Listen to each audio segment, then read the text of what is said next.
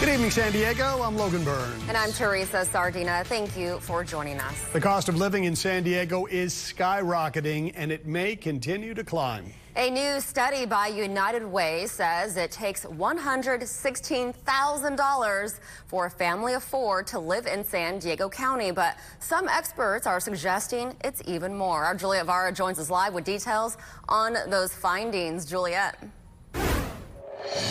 Teresa, yes, so that report actually suggests that it takes 3 full-time minimum wage jobs to literally provide for the basics for a family of four. And when we talk about the basics, we're talking about rent, food, transportation.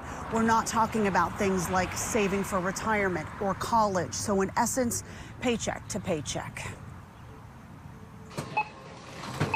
$116,000 a year. That's what a new report by United Ways of California calls the real cost to live in San Diego County for a family of four. The data is startling. Startling because Pamela Gray Payton with the San Diego Foundation says, don't let those 6 figures fool you. That's not nearly enough to live, yet alone thrive here. You're spending all of that money on housing, food, childcare, transportation, health, and taxes. There's nothing left over.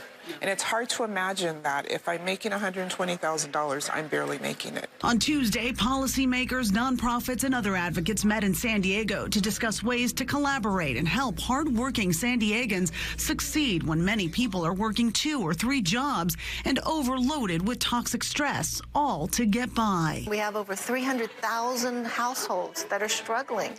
You know, we've got people that are living multiple families together in order to try to make ends meet. The underlying theme, if something doesn't improve, conditions for families are only going to get worse. These families are making decisions about, do I eat?